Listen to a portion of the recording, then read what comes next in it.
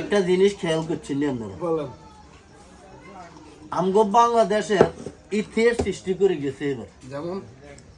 যেমন ধরেন এই 54 বছরের ভিতরে একটা ফ্যামিলিরে বাপে রাষ্ট্রপতি, মা প্রধানমন্ত্রী, ছেলে এখন প্রধানমন্ত্রী। তাহলে এই দেশের বর্তমান 18 বা 20 কোটি মানুষ আছে। এই 18-20 কোটি মানুষের কেমন জনপ্রিয়তা থাকলে একই ফ্যামিলির বাপ রাষ্ট্রপতি, মা প্রধানমন্ত্রী, তিনবারের প্রধানমন্ত্রী, শুধু একবার না, তিনবারের প্রধানমন্ত্রী বেগম খালেদা জিয়া, আল্লাহ তাআলা ব্যস্ত নসিব করো।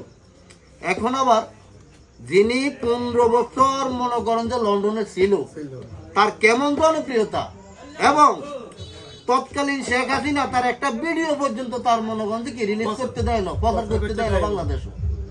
আজকে এই 3 মাস বা 2.5 মাস হবে তারেক রহমান আছে, এর ভিতরে সে বাংলাদেশের প্রধানমন্ত্রী।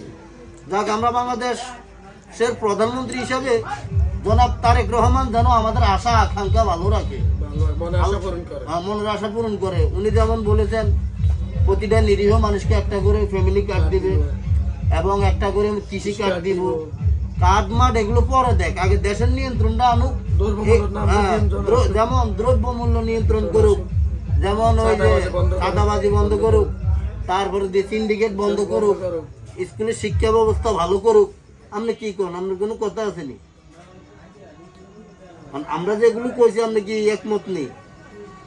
তাহলে আমরা চাই কি জনাব তারেক রহমান সুন্দর মতন দেশটা পরিচালনা করুক। কিন্তু আর মনে একটু রাগ রয়ে গেছে। কোন ছিল? আমগো দল তো কেউ ছিল না। আমরা আপনাকে দল আইব করতে, আমরা তো আগে থাকতে ব্যস্ত সার্টিফিকেট বিক্রি করে শুরু করছেন। এই যে ব্যস্ত সার্টিফিকেট যে বেচা শুরু করছেন, এক ব্যস্ত সার্টিফিকেট আপনাদের দুজগুলো হয়ে গেছে।